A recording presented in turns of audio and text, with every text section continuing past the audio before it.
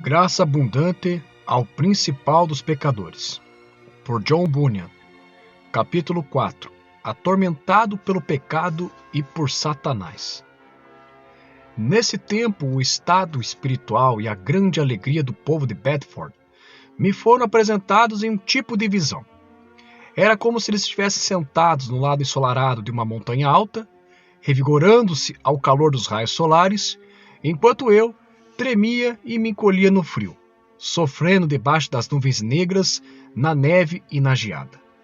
Entre mim e aquelas pessoas pensei ter visto um muro que cercava a montanha. Minha alma desejou intensamente atravessar aquele muro e concluí que, se pudesse, iria até o meio deles, me aqueceria e me confortaria com o calor do seu sol. Eu andava e andava ao longo do muro, olhando de perto a fim de encontrar um caminho ou uma passagem pela qual pudesse atravessar. Contudo, por algum tempo, não pude encontrar tal caminho. Então, finalmente vi uma abertura estreita, semelhante a uma pequena entrada, pela qual tentei atravessar. Como a passagem era estreita e apertada, fiz muitas tentativas de passar, até ficar exausto. Tamanha era a minha luta. Mas todos meus esforços foram inúteis. Por fim, com um grande empenho, atravessei a cabeça. Depois, forçando um dos lados, os ombros e, por fim, o corpo todo. Então, dominado pela alegria, sentei-me em meio àquelas pessoas e senti-me confortado pela luz e o calor de seu sol. Para mim, a montanha significava a igreja do Deus vivo. O sol, que resplandecia sobre ela, representava o brilho confortador da misericórdia face de Deus sobre os que estavam do lado de dentro. O muro, eu pensei, era a parede que separava os cristãos do mundo. E a abertura na parede era Jesus Cristo, que é o caminho para Deus, o Pai. Contudo, visto que a passagem era notavelmente estreita, tão estreita que não consegui passar por ela, senão com muita dificuldade, entendi que ninguém poderia entrar na vida, exceto aqueles que o fizessem com sinceridade e deixassem para trás o mundo iníquo, pois na passagem havia lugar apenas para o corpo e a alma, e não para o corpo, a alma e o pecado.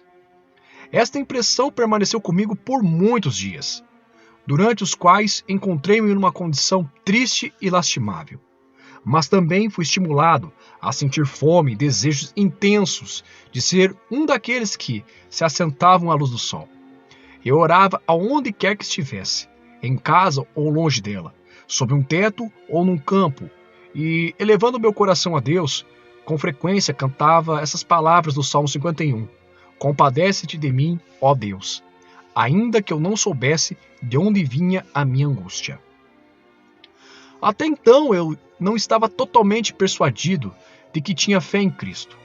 E, em vez de encontrar neste fato qualquer tipo de paz, comecei a ter a alma afligida por novas dúvidas quanto à minha felicidade vindoura e, especialmente, quanto a ser ou não eleito. Mas o que aconteceria se o dia da graça já houvesse passado e acabado para sempre? Sentia-me grandemente angustiado e inquieto por essas duas tentações. Às vezes por uma delas, às vezes pela outra. Em primeiro lugar, no tocante às minhas dúvidas a respeito de ser ou não um eleito, descobri, nesse tempo, que, embora tivesse um intenso desejo de achar o caminho para o céu e para a glória, e nada fosse capaz de afastar-me desse desejo, o assunto da eleição me ofendia e desencorajava tanto que sentia, especialmente em certos momentos, como se a força e o poder de tal desejo extraíssem o vigor de meu corpo. Este versículo, assim, pois, não depende de quem quer ou de quem corre, mas de usar Deus a sua misericórdia. Romanos 9,16. Também parecia esmagar todos os meus desejos.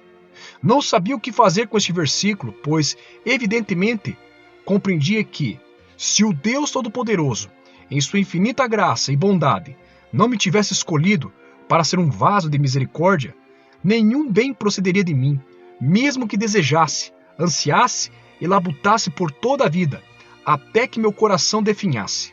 Portanto, essas perguntas permaneciam comigo. Como você pode saber que é um eleito? E se você não for, o que acontecerá? Ó Senhor, eu pensava, e se não o sou um eleito? Talvez você não seja um eleito, dizia o tentador. De fato, talvez eu não seja, eu pensava. Então, dizia Satanás, você pode também abandonar essas dúvidas e parar de lutar. Porque, se você não é realmente um eleito de Deus, não há esperança de que seja salvo, pois não depende de quem quer ou de quem corre, mas de usar Deus a sua misericórdia. Estas coisas me deixaram desnorteado, não sabendo eu o que dizer ou como responder a essas tentações. De fato, nunca me ocorreu que era Satanás quem me atacava dessa maneira. Pensava que a minha própria prudência levantava tais questionamentos. Eu defendia de todo o coração que somente os eleitos obtinham a vida eterna, mas a pergunta era se eu era um deles. Assim, por muitos dias, fui severamente afligido e desnorteado por estas coisas.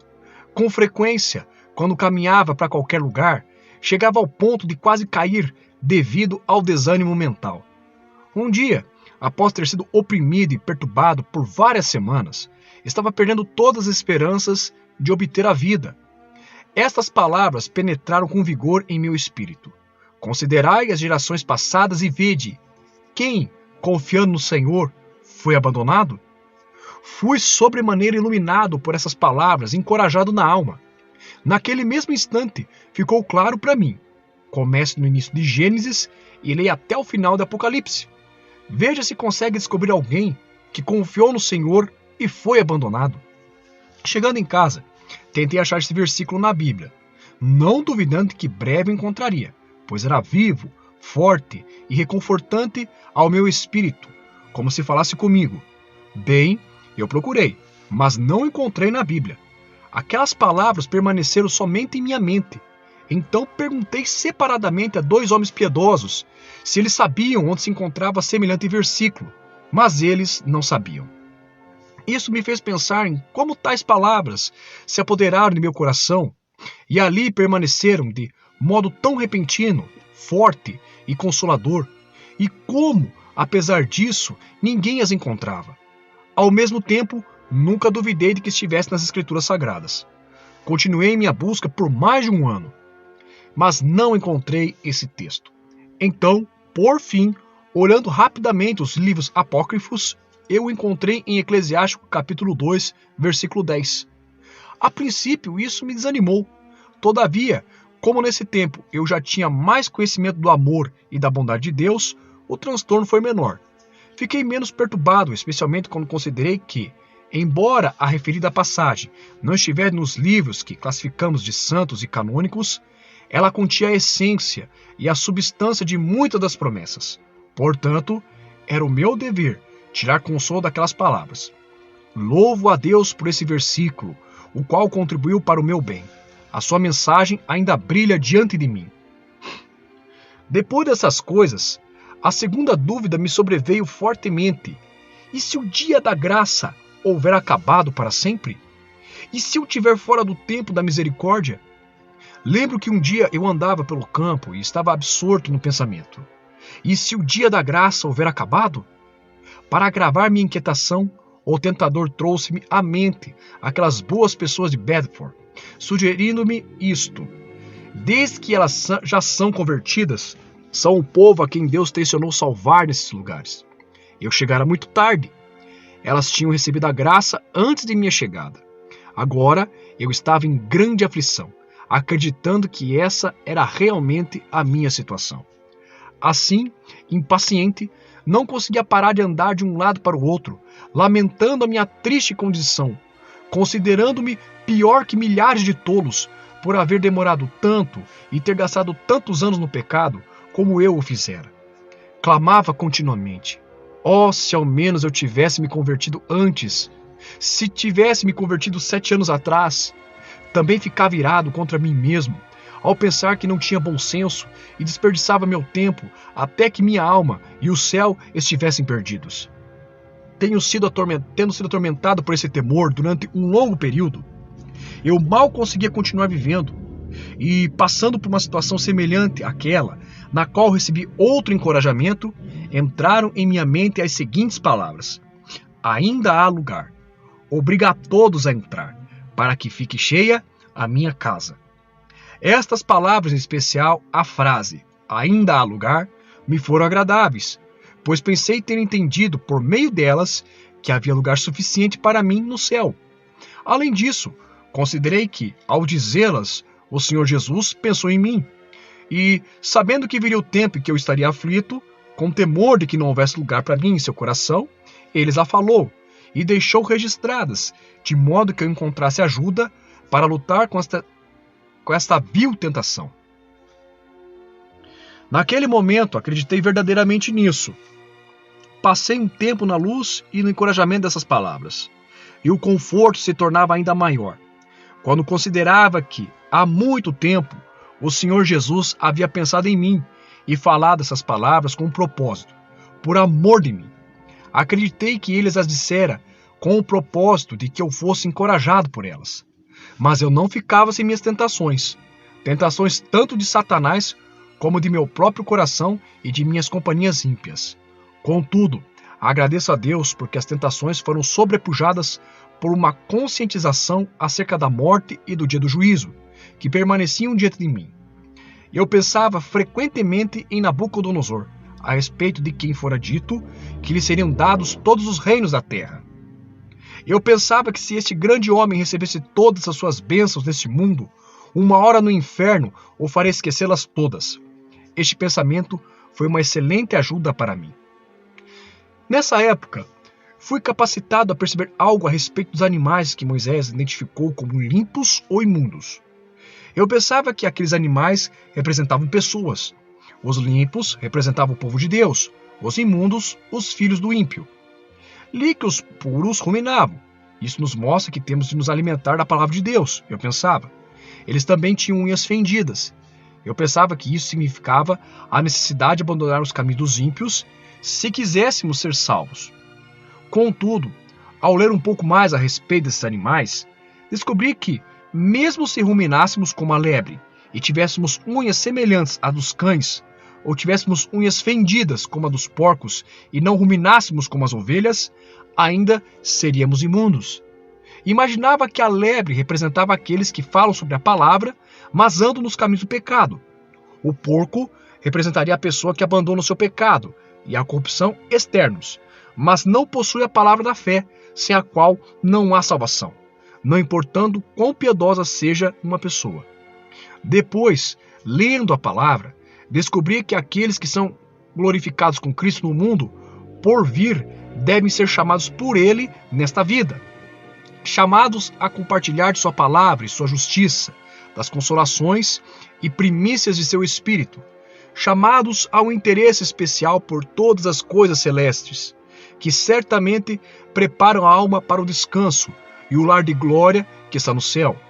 Mais uma vez fiquei como que paralisado, sem saber o que fazer, temendo que não fosse chamado. Se eu não for chamado, pensei, o que pode me fazer algum bem? Ninguém herda o reino dos céus, exceto aqueles que são chamados. Oh, como eu passei a amar aquelas palavras sobre a chamada do crente, tais como as que o Senhor disse a alguém: segue-me, e a outro: vem após mim. Eu pensei, oh, se ele dissesse isso para mim também. Quão alegremente eu seguiria. Não posso expressar com que anseios supliquei a Cristo que me chamasse. Continuei assim por um tempo, com um intenso desejo de ser convertido a Jesus Cristo. Naquele dia, também vi uma glória tão imensa em ser convertido, que não pude descansar sem ter parte nessa glória. Ouro? Se ela pudesse ser obtida com ouro, o que eu não teria dado por ela? Se eu possuísse o mundo inteiro, teria dado 10.000 vezes mais por essa glória, para que minha alma fosse trazida ao estado de conversão. Quão amáveis pareciam agora aqueles que eu considerava homens ou mulheres convertidos. Eles brilhavam, andavam como pessoas que têm sobre si o inconfundível selo do céu.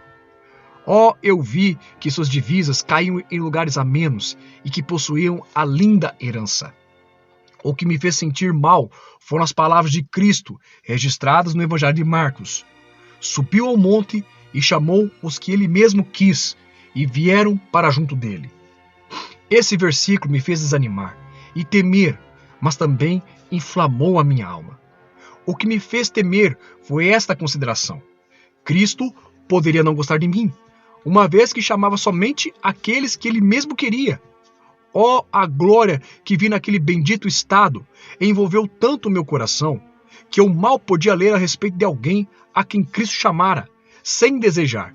Se eu tivesse no lugar de um desses, se eu fosse Pedro, se eu fosse João, ou se ao menos eu estivesse lá e o ouvisse quando ele os chamou, como eu teria clamado: ó Senhor, chama-me também! Mas tinha medo de que ele não me chamaria. De fato, o Senhor permitiu que eu continuasse assim por muitos meses, sem revelar-me se eu já era dele ou se seria chamado no futuro. Por fim, depois de muito tempo e de muito rogar a Deus que pudesse compartilhar da chamada santa e celestial, este versículo veio ao meu coração: expiarei o sangue dos que não foram expiados, porque o Senhor habitará em Sião. Pensei que essas palavras haviam sido enviadas para encorajar-me a continuar esperando em Deus, e para mim elas significaram que chegaria o tempo em que eu seria verdadeiramente convertido a Cristo, se até aquele momento eu não era. Nessa época, comecei a compartilhar meus pensamentos e experiências com aquelas pessoas de Bedford. E lhes falei sobre a minha condição. Elas, por sua vez, contaram ao Sr. Gilford, que separou tempo para conversar comigo. O Sr. Gilford estava disposto a acreditar nas coisas que eu dizia, embora, como pensei, com pouca convicção. Todavia, ele me convidou para ir à sua casa, onde pude ouvi-lo conversar com outros sobre a obra de Deus em suas almas. A partir de tudo isso, tive maior convicção e, daquele tempo em diante, comecei a perceber algo concernente à vaidade e à miséria interior de meu coração perverso. Até aquele momento, eu sabia pouco a respeito dessa miséria. Agora, ela começava a ficar visível, e eu pude vê-la agindo em meu coração, em um nível que eu nunca tinha visto antes. Descobri que a lascívia e a corrupção se manifestavam em meu íntimo por meio de pensamentos e desejos maus que eu não conhecia antes. Meus desejos pelo céu e pela vida começaram a desvanecer. Descobri também que, embora minha alma antes estivera cheia de anseios por Deus, agora começava a desejar ardentemente toda a vaidade insensata. De fato, meu coração não seria impelido a considerar o que era bom. Começou a se mostrar negligente em relação à minha alma e ao céu. Hesitaria, com frequência, em envolver-se e realizar os deveres. E isso era como um peso na perna de um pássaro, impedindo-o de voar. E eu pensei: estou ficando cada vez pior. Estou agora mais distante da conversão do que antes. Minha alma começou a afundar em desespero e comecei a nutrir tamanho desânimo em meu íntimo que me senti profundamente abatido, como se estivesse no inferno. Mesmo se eu tivesse sido queimado na estaca, não podia acreditar que Cristo me amava. Infelizmente, não conseguia ouvi-lo, nem vê-lo, nem apreciar qualquer das coisas concernentes a ele. Era como se eu estivesse sendo impelido por uma tempestade. Meu coração era imundo e os cananeus habitariam na terra. Às vezes, eu falava de minha condição ao povo de Deus, os quais mostravam compaixão. Quando ouviam sobre minha situação, me falavam das promessas de Deus. Mas não fazia diferença para mim se diziam que eu precisava tocar o sol com os dedos, ou se me mandavam receber ou confiar nas promessas. Logo que tentei fazer isso, toda a razão e os sentimentos se opuseram contra mim. Vi que tinha um coração que se empenharia em pecar e que estava debaixo de uma lei que condenava. Com frequência, estas coisas me faziam pensar sobre o jovem endemoniado que foi levado por seu pai até Cristo e que, ao aproximar-se dele, foi atirado ao chão pelo demônio. O jovem foi tão ferido pelo maligno que caiu e revolveu-se espumando.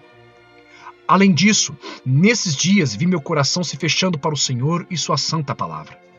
Senti minha descrença fechando a porta do coração e mantendo Cristo de fora, embora eu houvesse clamado com profundos lamentos: Bom Senhor, arrombe-a! Senhor, arrombe estas portas de bronze e quebre as trancas de ferro. As seguintes palavras criaram às vezes, um momento de paz em meu coração. Eu te cingirei, ainda que não me conheces. No que diz respeito a cometer atos pecaminosos, nunca estive tão sensível como agora. Quanto a isso, minha atitude foi mudada completamente. Não ousava pegar um alfinete ou um graveto, ainda que fosse tão fino como palha, pois percebia que minha consciência estava tão sensível e sofreria mesmo ao toque mais delicado. Eu não sabia como expressar-me, com medo de apresentar minhas palavras incorretamente. Eu era cuidadoso em tudo que fazia ou dizia.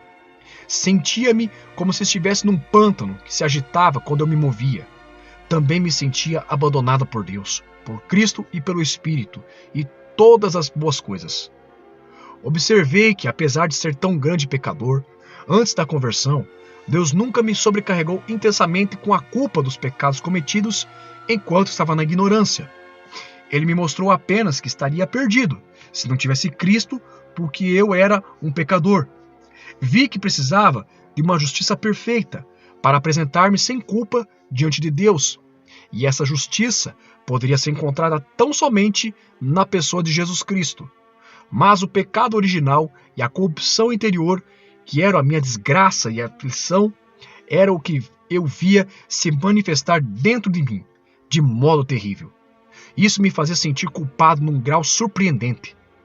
Por essa razão, aos meus próprios olhos, eu era mais repugnante do que um sapo e pensava ser assim aos olhos de Deus.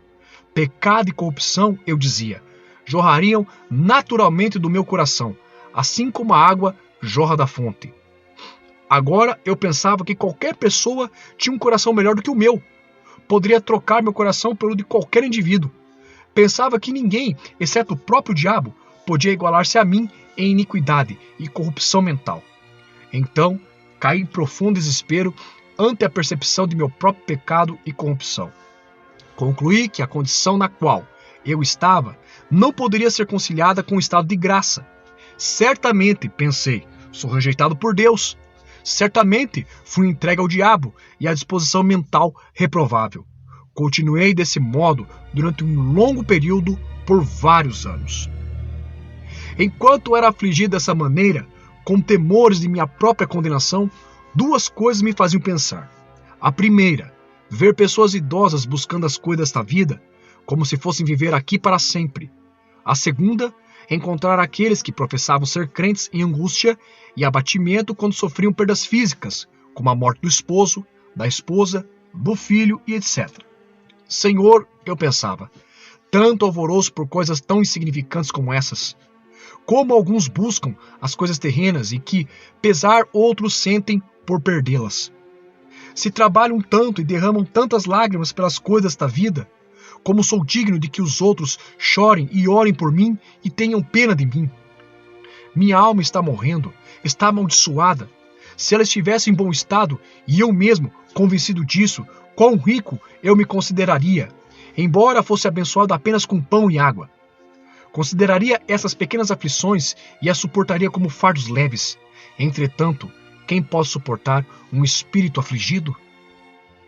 Apesar de severamente preocupado, agitado e aflito com a visão, a consciência e o terror de minha própria iniquidade, temia que esta visão e esta consciência deixassem minha mente.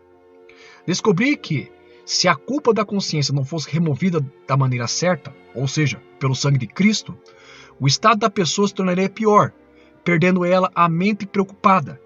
Portanto, se minha culpa pesasse intensamente sobre mim, eu suplicaria a Deus que o sangue de Cristo a removesse.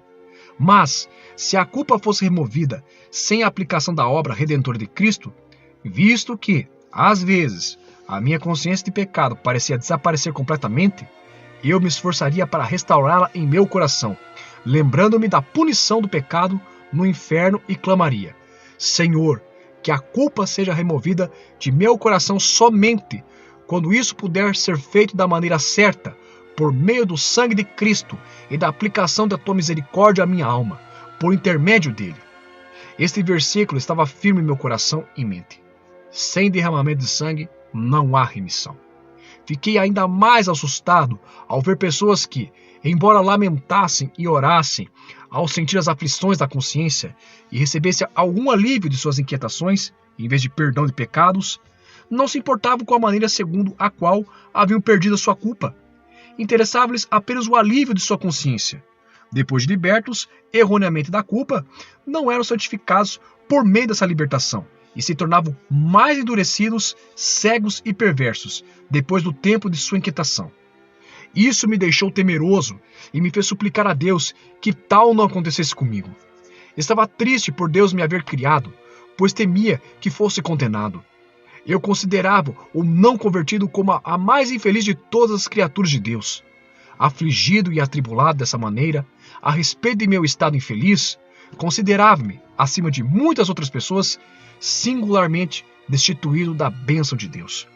De fato, eu pensava ser impossível alcançar tanta santidade de coração que chegasse ao ponto de agradecer a Deus por me haver criado. De tudo o que Deus fez, o homem é, certamente, a mais nobre de todas as criaturas do mundo. Mas, por causa do pecado, o homem se tornou desprezível. Tenham como abençoada a condição dos animais, pássaros e peixes. Eles não possuem uma natureza pecaminosa, não são objetos da ira de Deus, nem são destinados ao inferno após a morte. Portanto, eu me regozijaria se fosse um deles.